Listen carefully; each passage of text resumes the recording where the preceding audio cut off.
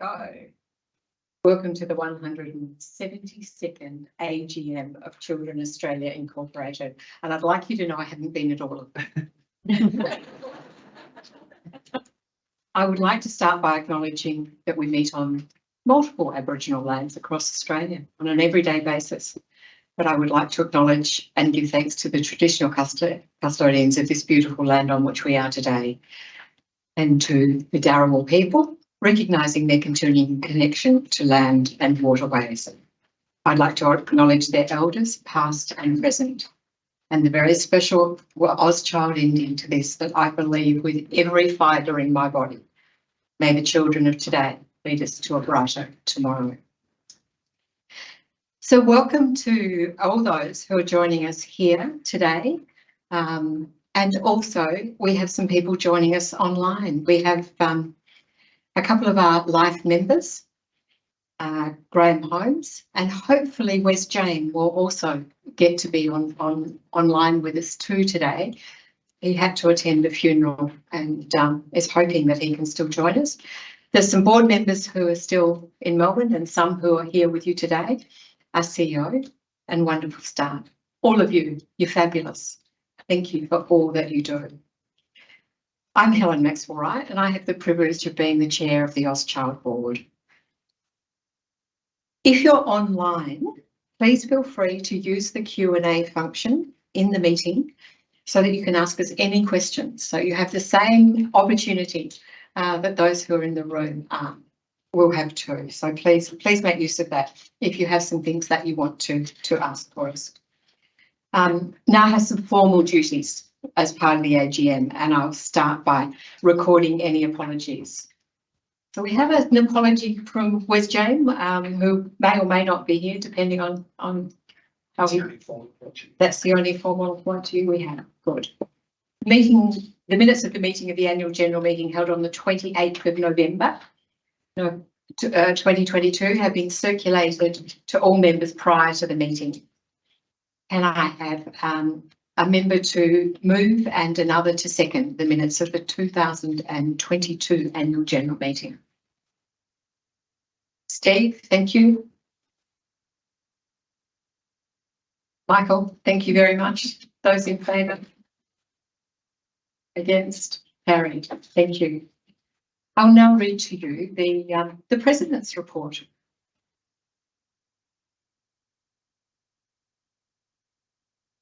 I wasn't joking when I said I haven't been here for 172 years, but I have been here. I have been around for quite a while. In fact, over the last 2 decades, I've had the honour of serving the OzChild family as a board member and in recent times as your president.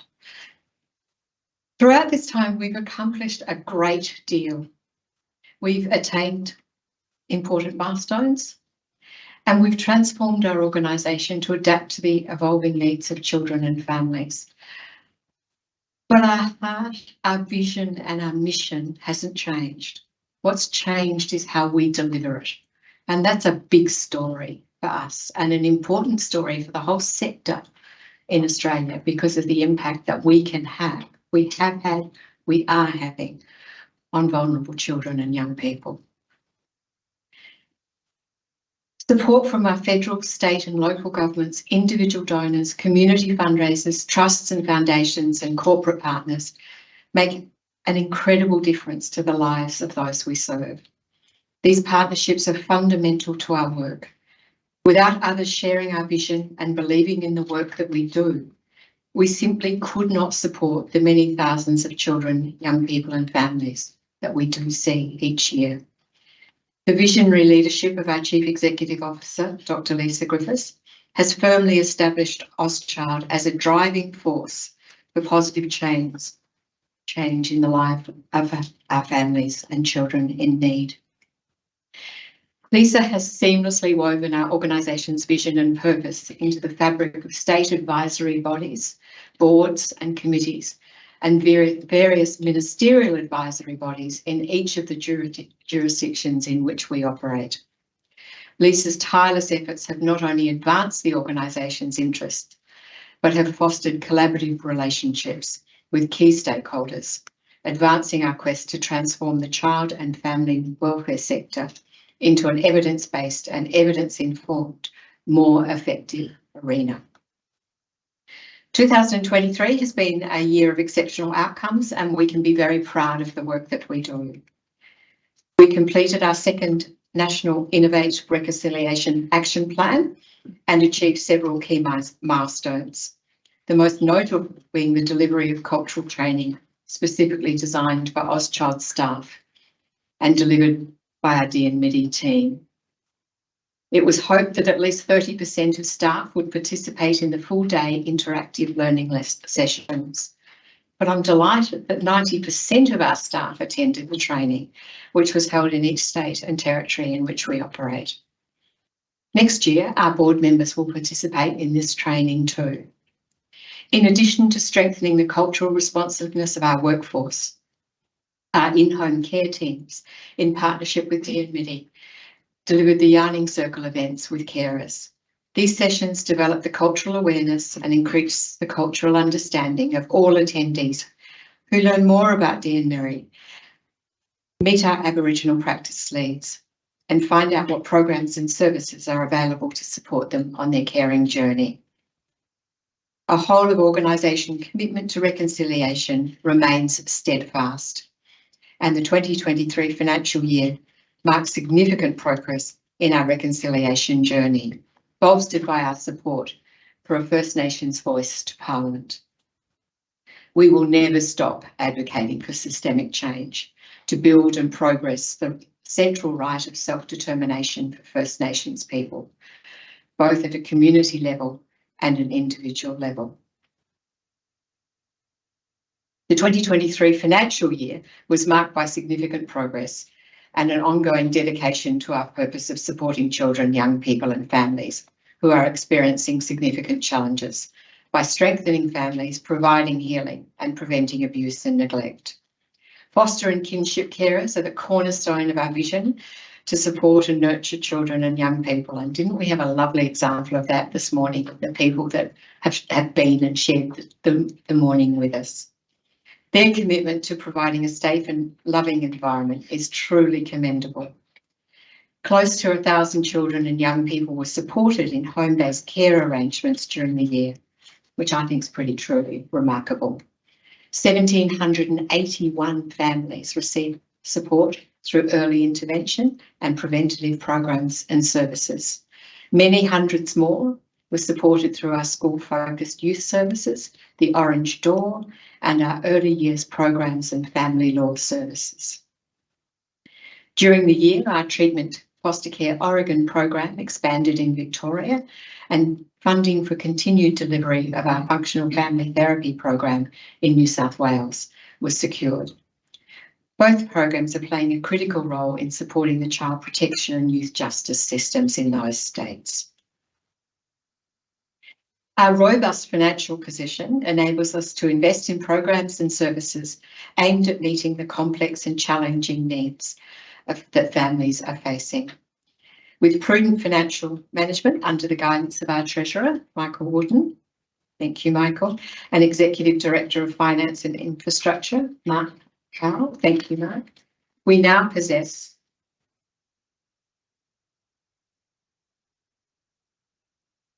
the fiscal strength to drive transformational change. This financial stability is not just a testament to the organisation's fiscal prowess, but a manifestation of a commitment to delivering sustained high-impact initiatives. This means that OzChild is well equipped to drive positive change, secure long-term sustainability, and ensure the needs of those we serve are met with unwavering dedication and success. I want to thank each and every one of our 400+ dedicated professionals across many disciplines for always striving to deliver their very best. Thank you for showing up, for standing up, and for bringing the very best version of yourself to work every day. To our dedicated carers and volunteers, thank you for being so generous with your time and caring with your actions. And our corporate and philanthropic partners, individuals and regular donors, thank you too. You all play a pivotal role in shaping the lives of those we serve. To my fellow board members, I extend my deepest gratitude and sincere appreciation for your collective wisdom, diverse perspectives and tireless efforts, which have been invaluable in supporting and shaping our wonderful organisation. I look forward to our continued collaboration in the future. I particularly want to thank Vice President Stephen Fontana and Dr. Angela Williams also for their commitment to OzChild's Cultural Competency Committee and the Quality and Child Safety Committee, respectively. Both Steve and Angela have driven our commitment to practice and service excellence as chairs of these committees, and I thank you both for your incredible contributions. I also recognise and thank the work of those who've served on the board before us, laying solid foundations for growth and success. And to our Chief Executive Officer and our executive leadership team, thank you for your leadership and your vision. Your tireless dedication to our cause is truly inspiring and is evident in the progress that we have made under your guidance. On a final note, I want to bid a fond farewell to Angela Williams and Penny Beeston, who both resigned from their voluntary roles after serving on the board for nearly 11 years for Angela and 4 years for Penny. Angela and Penny have contributed so much to the organisation in areas including quality and child safety, strategic leadership, and ways in which we can better support the real needs of children, young people, families and carers. Both will be enormously missed, and personally I will miss their wise counsel and friendship. So thank you, Angela, and thank you, Penny. As we look towards the future, I'm filled with great optimism and enthusiasm. Thanks to the continued support and the commitment of so many people, I look forward to many more years of growth and positive impact.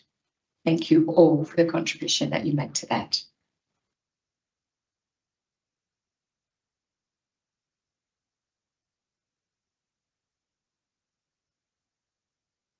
We will now hear from Lisa with her Chief Executive Officer's report. Thank you, Helen, and pleasure to be with all of you today, and of course those of you joining us online as well. It's been great to be here at our Campbelltown office, and in my decade with OzChild, this is the second time we've had the AGM in New South Wales, which I think is remarkable, and it's just wonderful to be here. And I once again want to acknowledge the beautiful Aboriginal land that we're on and recognise Darabal people and their continuing connection to the land and the waterways. And I pay respects to their elders, past and present.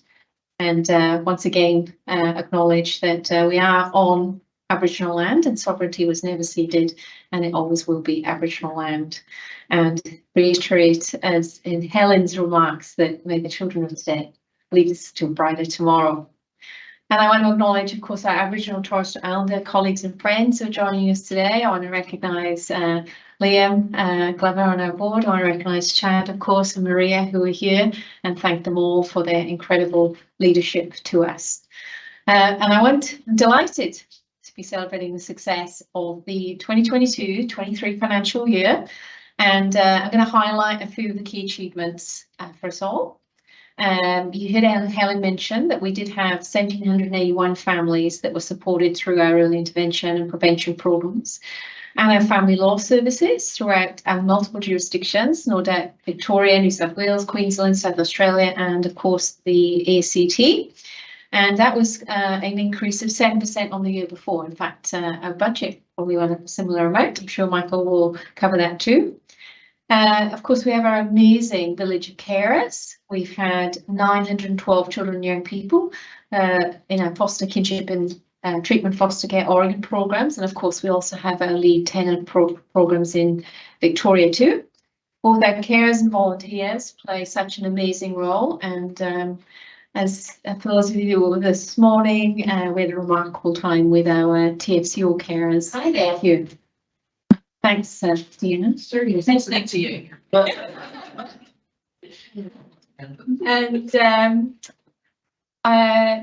one of our board members, Steve Fontana, and I were chatting earlier, and with a couple of those carers, and talking about how the board initially was really bold and brave and handed over $2 million to the executive to invest in evidence-based programs. He did, you know, qualify that by saying, you know, we did a risk assessment and there was reports and we didn't just give it to them.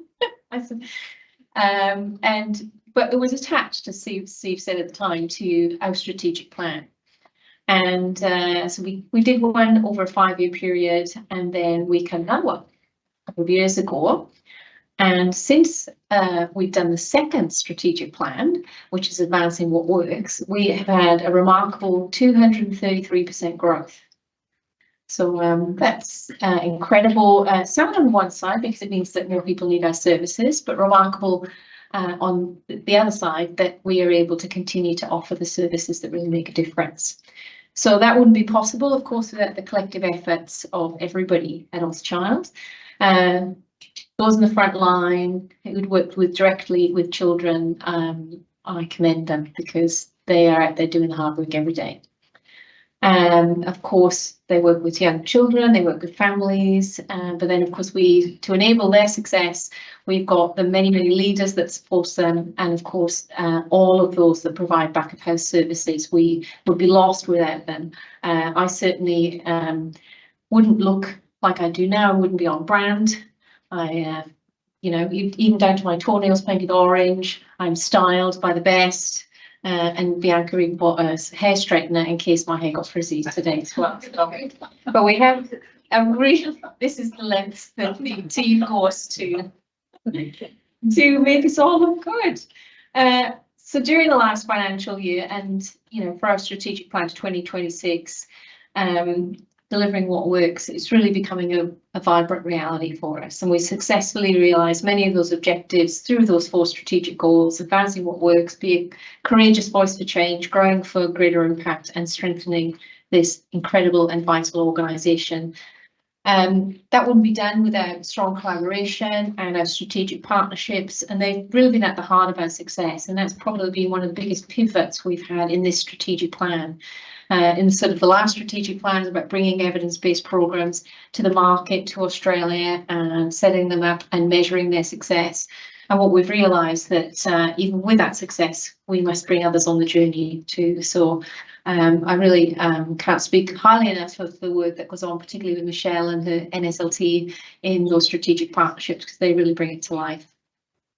We've also, though, strengthened our strategic alliances within the sector, with other sector leaders. Last year, well, in fact, it's been around for a while, but we formally named ourselves in the last 12 months Allies for Children, which is a collaboration which encompasses a unique group of chief executive officers that lead large child welfare organisations across Australia. I think some of the largest, and collectively we represent every single jurisdiction. And the aim of the alliance is quite simple. It's about influence and positively impacting the child protection system nationally, and we believe together we can do more. But we've also done other things in the last sort of 12 months. When we think about the AGMs November, I'm referring to things that kind of were up until June 2023. And it wasn't long before that we participated and continue to participate in disaster recovery efforts in North East Victoria, where alongside various other agencies, we're in flood response. We've been in bushfire responses, but I think this is the second time that Jonathan's been involved in a flood response in the similar arena.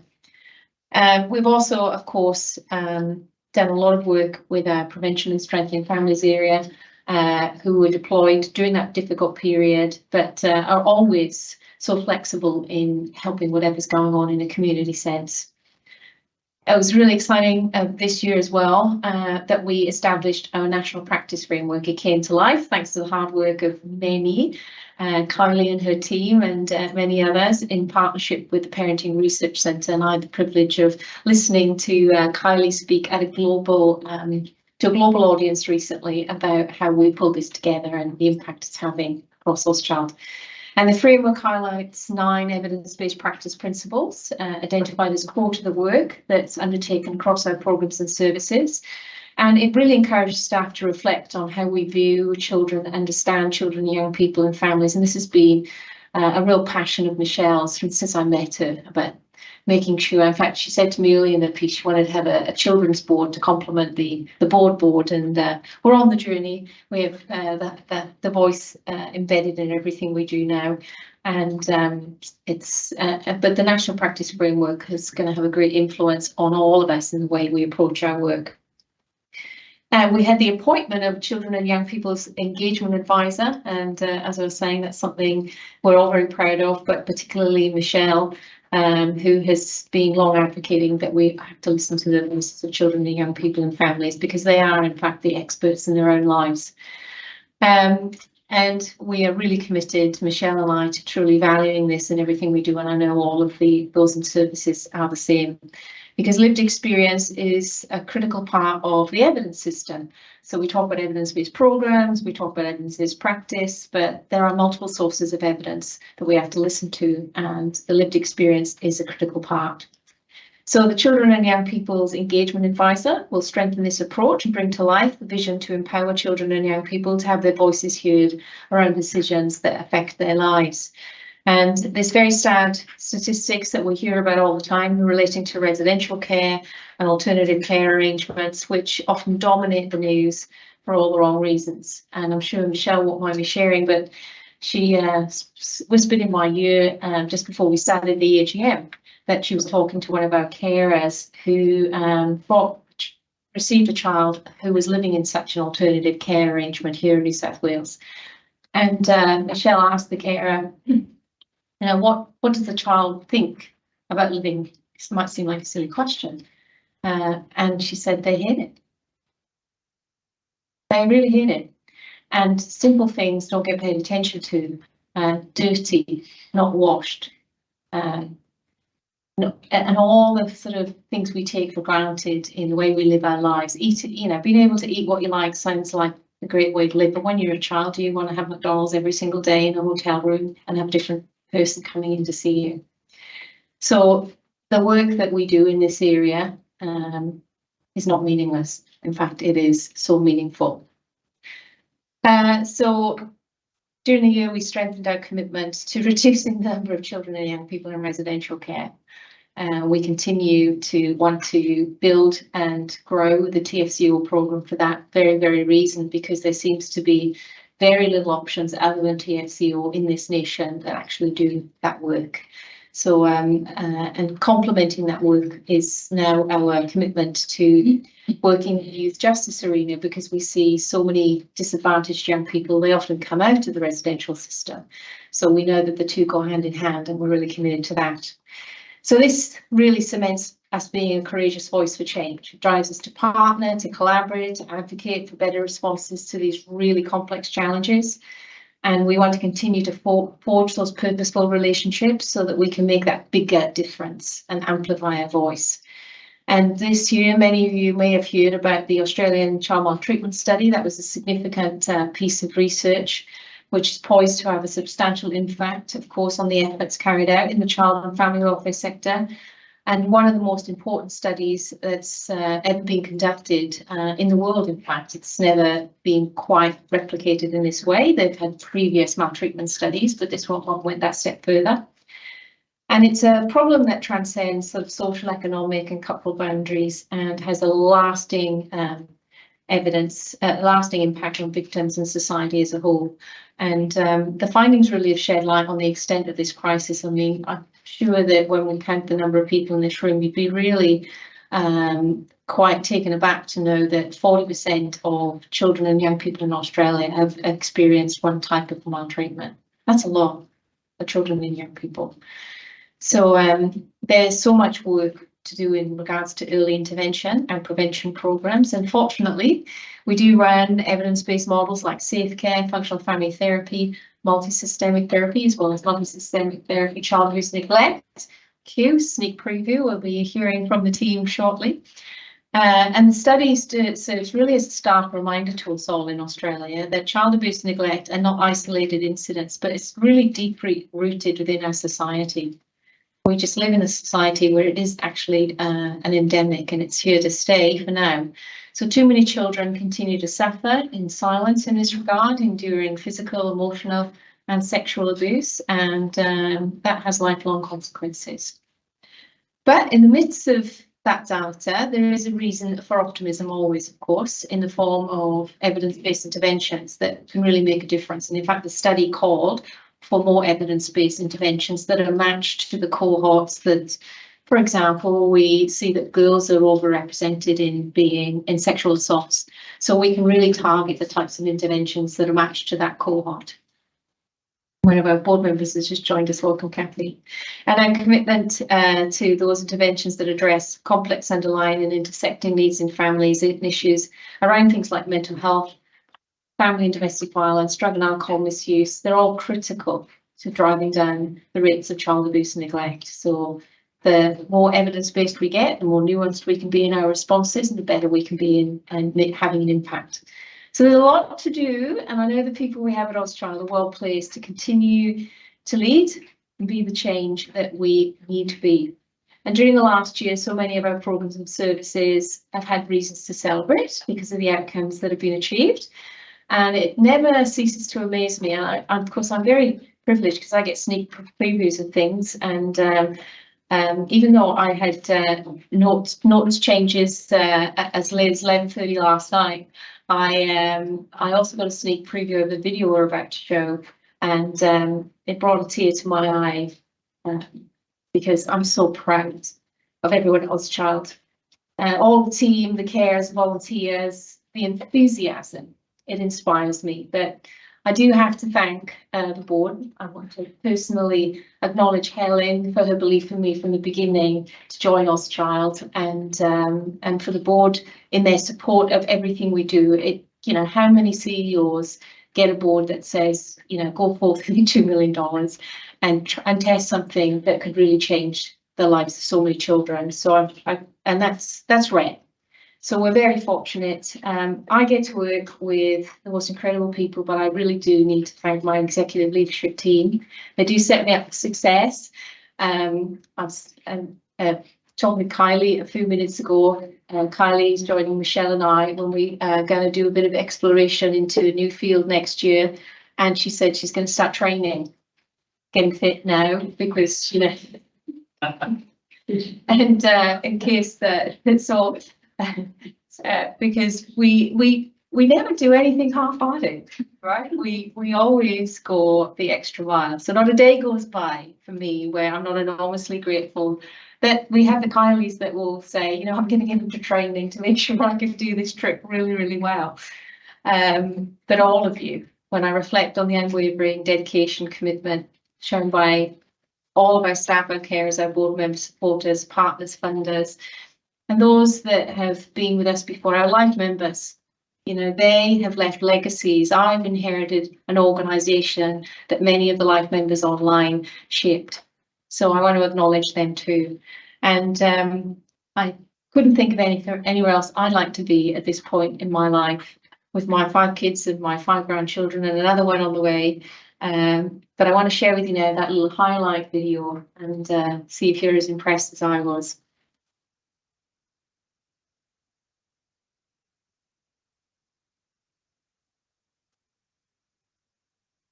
I'm still talking. It's you in the future.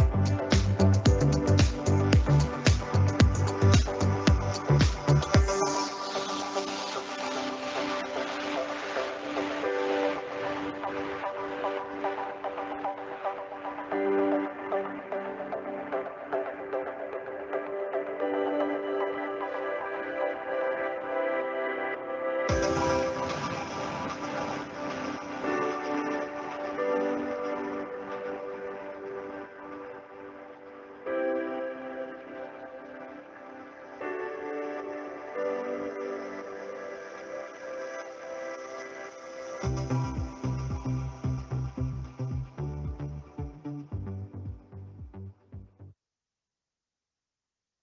sure you all enjoyed that video, and I've now got the immense pleasure of welcoming the Treasurer of the OzChild Board, Michael Wooden, to come talk all things finance.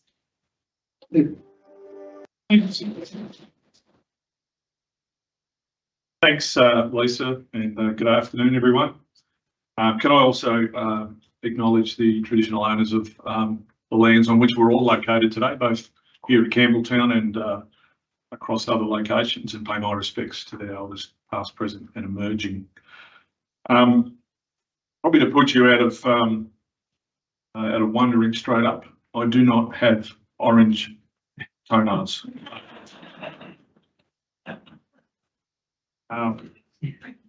But Bianca, I am immensely relieved to know that there's a hair straightener. So I have a couple of slides that I want to talk to. But before we jump into the slides, I probably just want to talk about what I think the key message is from the financial performance of OzChild over the last 12 months, and probably more generally over the last almost 10 years that I've been on the board, which will be next year. But I think that period has seen sustained growth across the entire organisation. And to reiterate some of the words of both of Helen and Lisa, that growth isn't just for growth's sake. It's actually about providing more and better services to children, young people, families and carers. And we've had the immense privilege here this morning to listen to first-hand experience from some of our carers and meet some of our staff here who do all the wonderful work. And you know, from my perspective of almost a decade of being involved, it's just such a wonderful privilege to see the work that gets done and to see how much impact and meaning it has to those children and young people. So just want to say thank you before we dive into the really exciting bit around numbers. So there has been a lot of growth, but even in the last 12 months, there's been a significant amount of growth. And you can see from the slide that's on the screen at the moment, off the back of an almost $63 million turnover in the last 12 months, looking at an operating surplus of just under $2 million. So that's a really strong financial performance. Continues to set us up for the future. And also was a significant improvement and a growth on the previous financial year of around 70%. So, you know, a one-year increase of 70% in surplus, in operating surplus, and then in comprehensive surplus, an almost 100% increase due to operating activity, but also due to the performance of our managed funds over the last 12 months. So that puts us in really good stead for the future, and is really continues to be a launching pad, I think, for our services going forward. Just in terms of our operating revenue, so I said before, we're almost $63 million in turnover, which is a 14% increase on the previous year, and we have net assets on the balance sheet of just over $27 million, which is around a 10% increase from the prior year. So, you know, continue both in terms of operating performance and in terms of our net asset position to have strong growth and a really strong foundation. So they're a high-level summary of the numbers. I could probably talk for hours here today on the numbers, but it's probably not the best way for you to spend your time.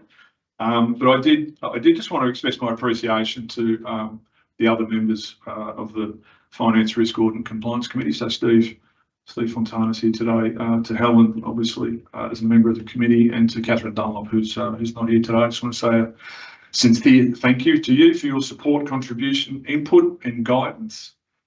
I want to say thanks to Lisa as the CEO. Lisa and I have history going back beyond OzChild, and it continues to be a pleasure to work alongside and see the great things that she's doing across OzChild with all of the people involved. The team, the finance team, led very capably by Mark, who's our Exec Director of Finance and Infrastructure. Thanks, Mark.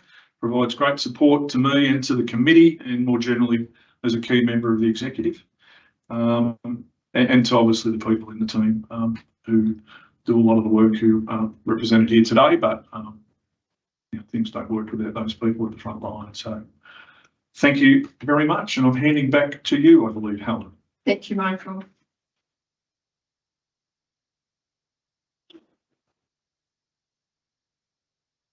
I'm going to have a special presentation of two important programs. Hello. Oh, gosh.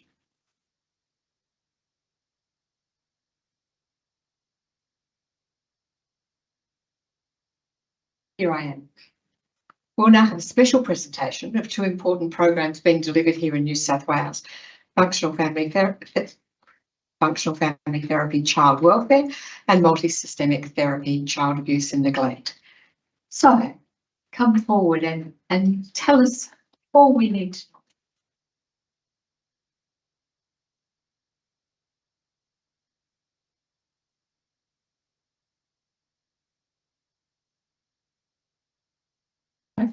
Just go for it. Yeah. So I'm Lorna, so I'm one of the team leaders at the FFTCW Campbelltown program here at Campbelltown. And I'm Teresa, I'm the other FFTC team leader here at Campbelltown office. Right, and we'll talk about the FFT, no, we won't, we'll acknowledge the, get that. Yes, doing it.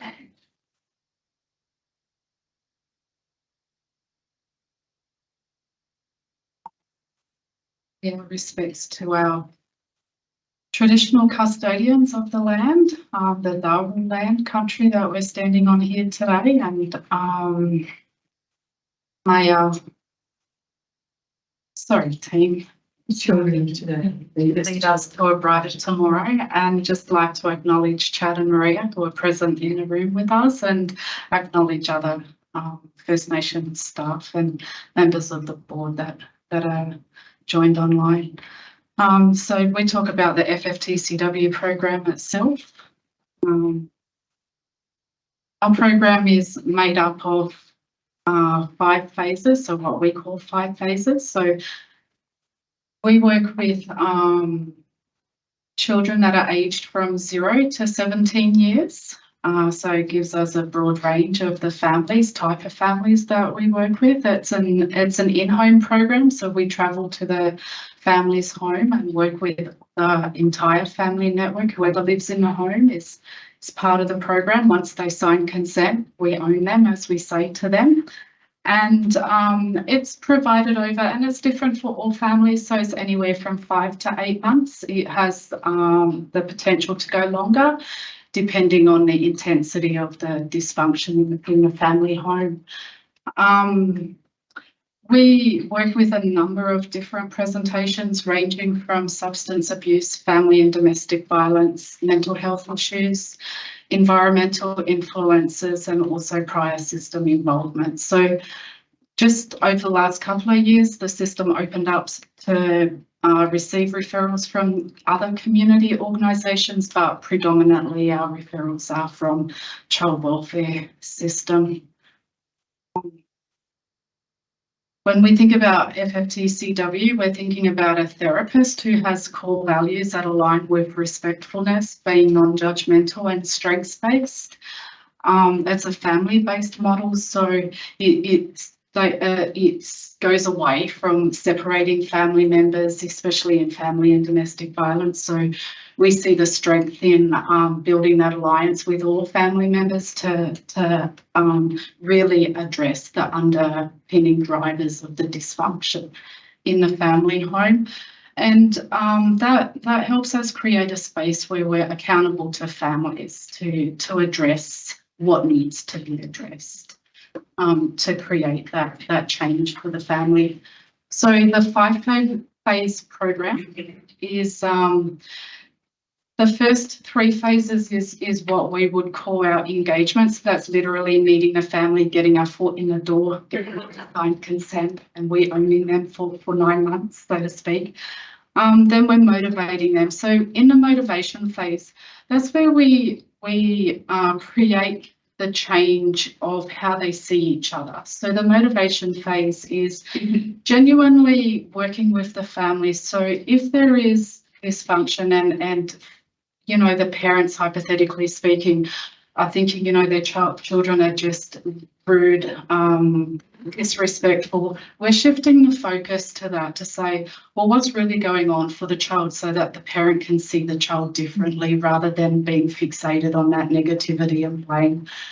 That's we learn about how the family work together as a family unit, so that's a relational assessment, which then sets us up to be able to assess what we're going to teach them in behaviour change. So behaviour change is the skill teaching and teaching them how to do things differently with each other. And then our final phase, the generalisation phase.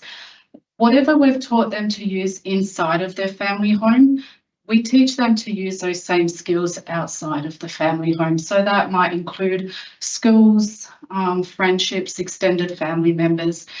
It addresses two different spaces in that. It addresses the risk for the family, but also the strengths. So we identify what already works well for them, who are strong support networks for them, and how can they further develop the strength of those positive supports that they already have in place, as well as bringing in other supports that they might need.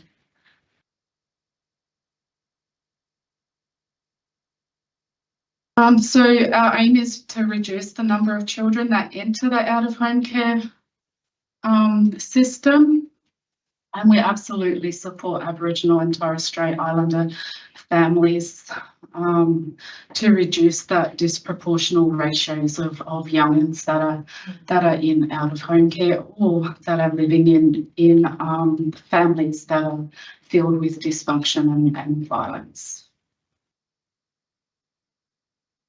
And that brings us to our Autumn DRMIDI program.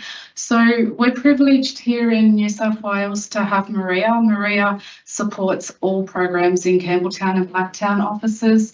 What that looks like for us as therapists and also as team leaders is that every single one of our First Nations families that comes into service, Maria's attending that home visit right at the start to meet the family, to yarn with them about where they're situated, where they're sitting in regards to how they identify, whether they need support with that process, as well as what's probably more important is providing that guidance and assistance to therapists in order to understand how to safely support a First Nations family that allows them to feel safe and supported and opens up the doors for them to further develop and engage in the programs.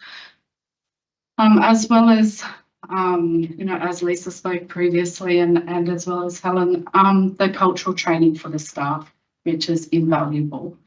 And I'm going to hand over to Lorna now. Thank you. Thank you. So I'm going to talk a little bit about the evidence. So FFTCW is one of those beautiful programs that the board helps support and bring out. And I joined as a worker coming from other programs. I'm super excited to be working in evidence-based programs, something that's been shown to work. There's a template, there's something to support my staff to learn. So in terms of the evidence, so FFTCW Child Welfare has been identified by the menu of evidence from Victoria as a supported plus from the government. This means that FFTCW has evidence from one randomised control trial or quasi-experiment demonstrating positive long-term impact for at least one child and family outcome. That means this has been shown to work. Don't remember all the evidence. I need this understanding. My apologies. Can we do? Thank you. So the study was conducted in 5 boroughs across New York in the United States. A total of 60 families each month enrolled in the program with staggered implementation.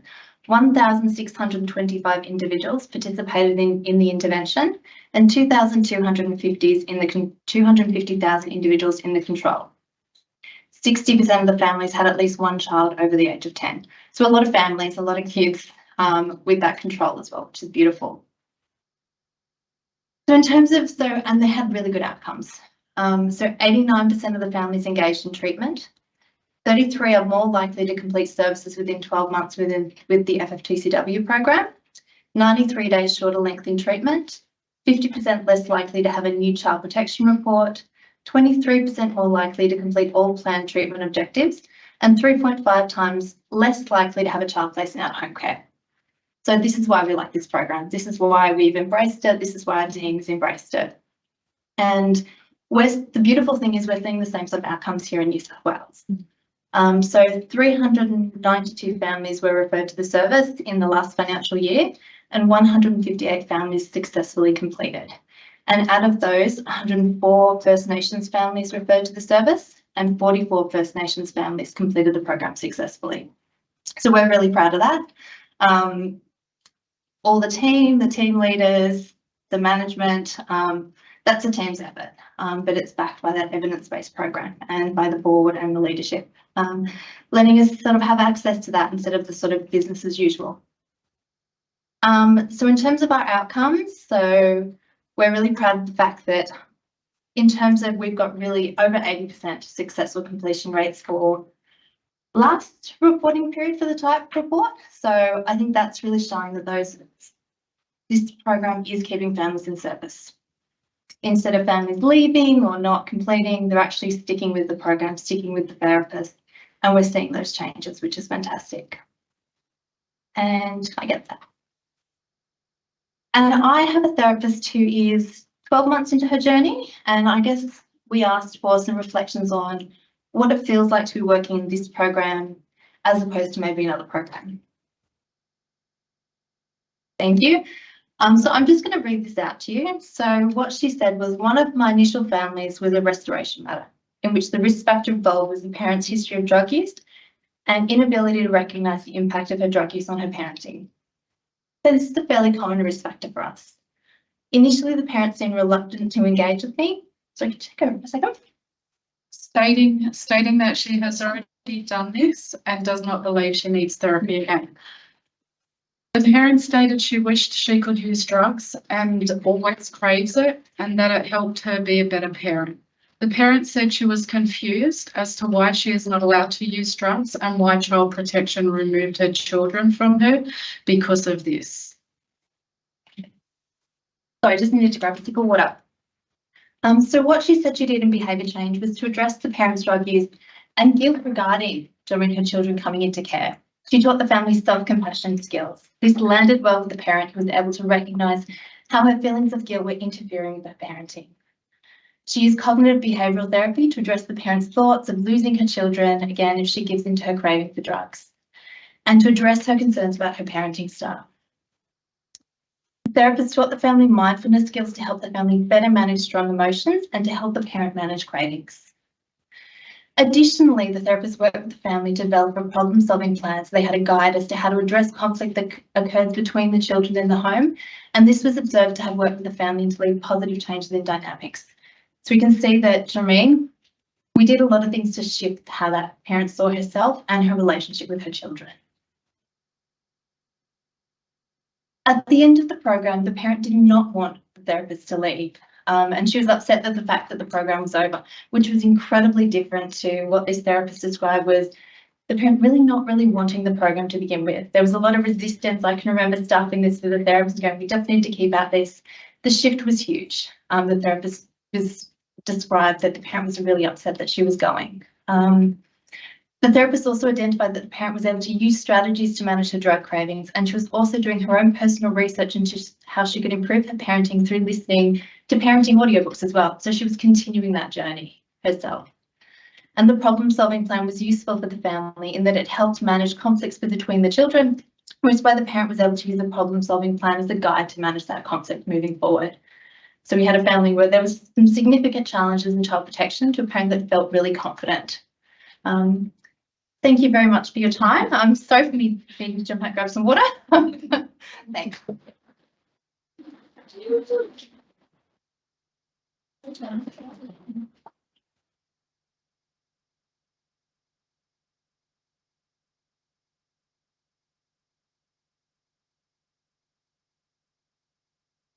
Yes, Yeah. right.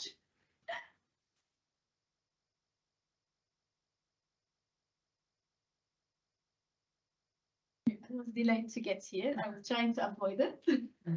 So my name is Ula. I'm the program supervisor for the MST CAN program here in Campbelltown. So I noticed that there is a delay in the slides, so I'm going to try to act to show you what I need to show you. So first of all, I want to repeat my acknowledgement that we are meeting on an Aboriginal land, always was and always will be, and extend my acknowledgement to my respect to any Aboriginal person present with us today and our Aboriginal families. So to start, I want to just give a quick overview. I feel too short. I want to give. I'm going to give a quick overview on the research and theories behind MST CAN. So MST CAN model is basically follows the core MST standard model. And the MST theory of change is basically primarily based on the social ecological theory of Bronfenbrenner, and that's dated since 1979, and also all the family systems theories. So that just tells us how many years of science and research and studies there is behind MST CAN, and really two big theories and concepts behind it. But to make things simple, I'm just going to touch base on one basic concept behind MST CAN, and it's that we all live. I forgot about this. Is that we all live in a social ecology of interconnected systems that influence our behavior. So I'm coming here today with my anxieties, my nervousness as an individual and my personality. I meet my colleagues that also influence, like they come with their own individuality that influence my behavior. I meet you, that you come with all your expectations as well, then that influence my behavior. So all of this acts also reciprocally or bidirectional. So what I'm bringing and what you are bringing is going to influence this whole presentation. So the same applies to our family. So we have the child, we have the family around the child, the school, the peers. Everyone is impacting what we are looking at in terms of what's going on for this family. So I'm going to give just a very recent example of how MST CAN would conceptualize a case. So we are looking at a family, a very amazing Aboriginal mom that is looking after two of her young children after a big trauma of domestic violence and drug and alcohol use. So when we started, the referral behavior was about neglect and mom not meeting the basic need or the emotional and developmental needs and educational needs of the child. So when MST CAN goes into this family, we don't just go and try to address this behavior and assume that there is parenting skills missing or whatever. We really take the time to look at the whole system. So as the theory tells us, it takes a village to raise a child. So we look at the whole system surrounding this behavior, referral behavior, which would be, that's what I'm going to be acting, would be, let's say, we're looking at the neglect behavior. So we're going to take the child and see what the child is bringing to this neglect. So in this case, we have a child who has developmental delay, who is soiling himself, who is showing a lot, and he's got also a huge history of trauma. We have the mom that's also coming with a huge history of trauma and substance abuse and mental health.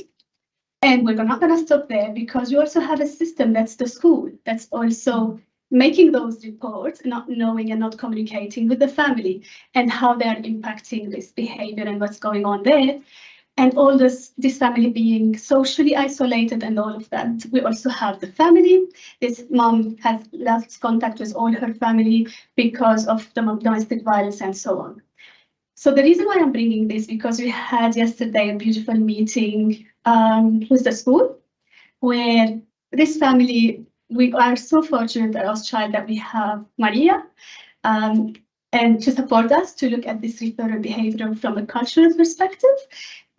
So we went together to a meeting that actually really kept me thinking all afternoon. It was myself, the therapist, and Maria. We sat and we put all those risk factors on the table with mom being there. Mom saying that in all her previous programs and work with DCJ, she wasn't heard. She didn't have a voice. Everyone would come and tell her what to do. While her experience yesterday, that was everyone sitting on the table. She's the expert. She's telling everyone is going back to her and to what she thinks she can do or she should be doing. What's her perspective of what's going on for her child?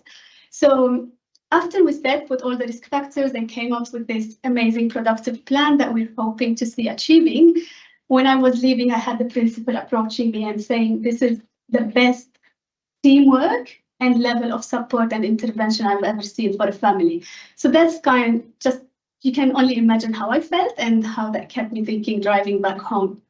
So I moved very quickly. I skipped all of that. So in saying that, there is a huge heritage of research behind MSTCAN, over 35 years of science, implementation research finding. We have 85 published outcome studies. 59 of those 85 studies were conducted by independent researchers. And it's not on the slide, but on the document that you have in your hand, the case study at the last page, you can find the link if anyone is interested to look at the studies behind MSTCAN. So I just want to quickly touch on an Australian study that's been done on the effectiveness of the MST intervention for Australian families. So MSTCAN is a program that was developed in US. So it's really good to look at this, that this study shows the same outcome for the families in Australia, for Australian families. So the findings of this report were very consistent with all the outcomes that were published internationally, and that was significant improvement in behavior and emotional needs for the young person, and a substantial improvement in the parenting skills and mental health. So while talking about all this amazing theory, it's time for practice. So MSTCAN model works for with our families for 6 to 9 months. It's an intensive in-home treatment. We go and visit the families 3 times a week at least. So we are almost there with them almost every day. I think something that we're very fortunate to have is we have a case manager as part of our team.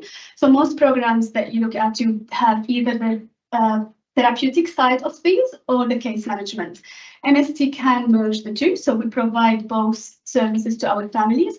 We also have a 24/7 on-call service, so we have a dedicated on-call number, and our team rotate to be available 24/7 for our families whenever there is crisis. And as a supervisor, I'm also available 24/7 across the year. And we also have another huge particularity of MSTCAN that we're fortunate to have is we have a psychiatrist as part of our team. So anyone who works in this field would know how difficult it would be for a family to reach out and find a psychiatrist and how costly that would be. So MSTCAN provide that as part of our program. Another amazing, huge thing in MSTCAN is that so when we get all the assessment, our fit, our risk factors, and we got to the intervention. So MSTCAN utilize a range of the most widely researched and empirically supported psychological interventions. So when a family comes to us and we get to the intervention, it's our therapist who's gonna deliver all those treatments in the home. So we are talking cognitive behavioral therapy. It's the widely known best psychotherapy that families with depression or anxiety can get. We have our trauma-focused CBT as well as part of the program, which is for children that are struggling or living with trauma, that also our therapists provide in the home. We have prolonged exposure, which is another trauma treatment for adults. We also have our RBT, which is a treatment for substance use that we deliver in the home. So it's 3 screens, urine screen that our therapists do with the families to support them to get to abstinence. Also with communication skills, parenting skills, problem solving skills. So you name it. We look at MSTCAN as a one-stop shop. So while other programs maybe will have to get to refer outside, MSTCAN is going in the home and delivering everything inside the home to our families. I can't go through this because with this one you need to see it, so it's so hard to go through it. and this one as well. So it's just, we're talking about the same thing, is how we look at a situation and referral behavior and how we conceptualize it. So our cohort is families who came to the attention of child protection for abuse or neglect. It's children between 6 and 17 years old. They had a report in the last 180 days. Our intended outcomes is to reduce abuse and neglect, is to also make sure the family stays together, and to improve parenting, improve mental health, improve social support. So all this amazing work with the theory and everything cannot be achieved without an amazing, highly skilled and highly dedicated team. So the MST CAN team is first myself. I just need to mention here, I've been with OzChild for 6 months. Today is 6 months exactly. So I feel like this is a test for the end of my career. I don't actually have a lot of, I just took over a work of 7 years of implementation. So I don't have a lot to myself be proud of as my own achievement, but I really look at all the team and the work they do and everything, and feel so proud that I had the chance to join this team. So we also have 3 therapists on the team. Each therapist works with a caseload of 4 families, and also take rotations for the 24/7 on-call service. We have 1 clinical caseworker on the team that looks after the case management side of things, so housing, Centrelink, all those practical needs. And we have a psychiatrist as well as part of our team that look after the medical side of things, the mental health assessment, medication, and the psychiatry service. And again, all of this theory practice team needs a high also level of quality assurance. So it's very big in MST CAN. So our team goes through intensive trainings for both for the model and for all the interventions, evidence-based interventions that we provide in the home. We have an independent party who call the family every month to make sure the therapist is doing the right thing. We also have a quarterly meeting where we go with DCJ and with the family. We meet together to assess the progress, and we have pre and post measures for the outcomes. Our SDQ, PWI, and ICFAS, you don't need to worry about that. We have weekly group supervision, weekly consultation, all of that to make sure we're not missing anything throughout the treatment.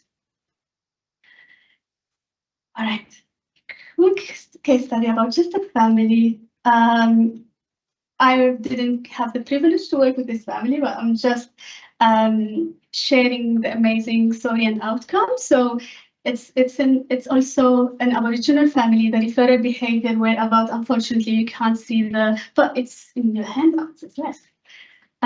So the referral behavior went in educational neglect, substance abuse, and use of violence.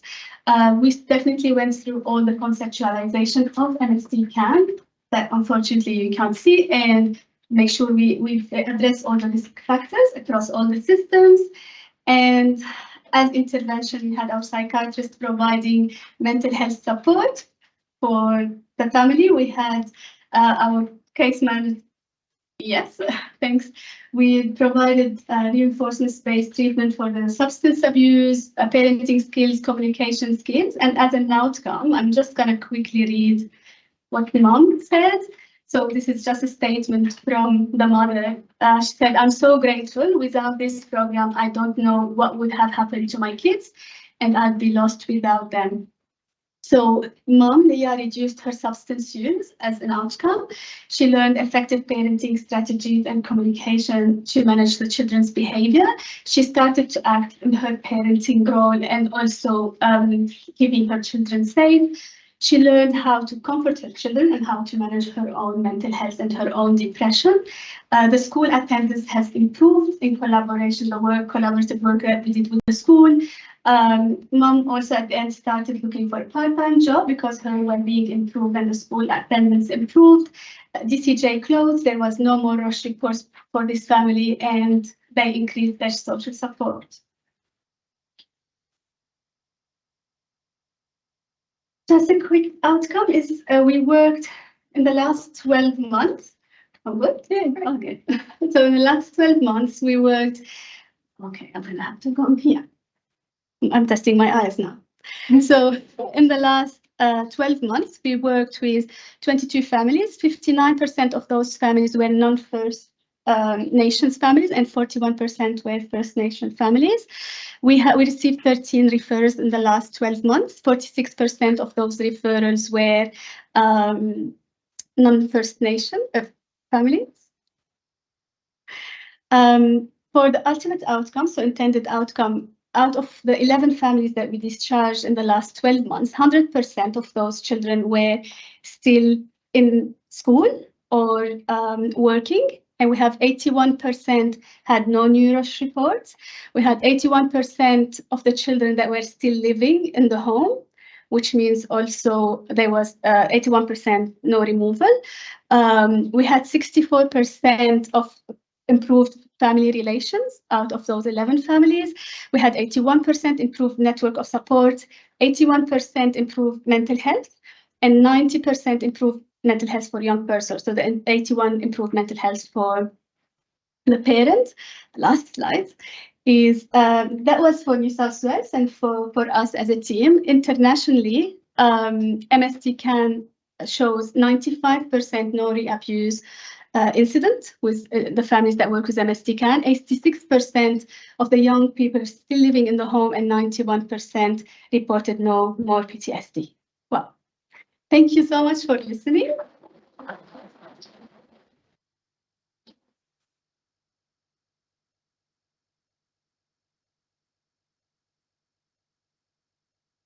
That was amazing bringing it all to life, wasn't it? To hear those stories. Thank you so much for each of you. I now call on Mark in his role of Company Secretary for the appointment of board members for 2024. Mark. Good afternoon, everyone. The terms of office have been completed for 3 board members of Children Australia Incorporated, being Michael Wootton, Catherine Dunlop and Sandra Herriot. Michael's renomination was proposed by Helen Maxwell Wright and seconded by Steve Fontana, and Michael Wootton has accepted his renomination.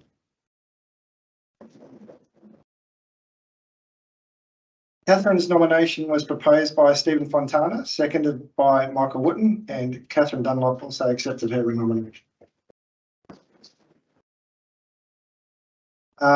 Sandra's renomination was proposed by Michael Wootton, seconded by Helen Maxwell Wright, and Sandra has also accepted her renomination. As there are no opposing members running, therefore all 3 board members are re-elected. And now to the most exciting part of the AGM that you've all been waiting for, which is the retirement and the appointment of the auditors. So, firstly, why are you laughing? Firstly, I'd like to thank the incumbent auditors, Grant Thornton, for their efforts and the work they carried out throughout the thorough 2023 financial year audit. In accordance with the rules and constitution of Children Australia Incorporated, Grant Thornton are retired from the Office of Auditors. In absence of any other nominations, I will propose that Grant Thornton are appointed as the Children Australia External Auditors for the financial year 2024. I ask members to move and second the appointment of Grant Thornton as OzChild Children Australia's Incorporated External Audit Firm for the 2024 financial year. Moved by Michael, seconded by Liam. Is it for me, Helen? Thank you very much. Don't we all need to vote? Don't we need to say yes to that? Second, you can do a vote if you wish. Thank you. That brings us essentially to the end of the AGM for 2023. But I'm very happy to receive any comment or discussion from any other member on any business.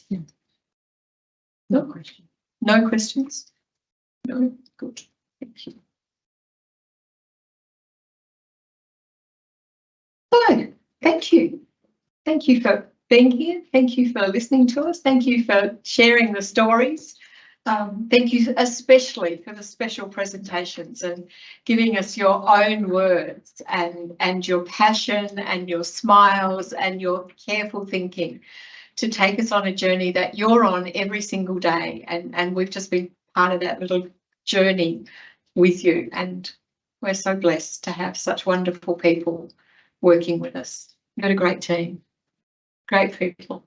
Well done. Well done. Thank you.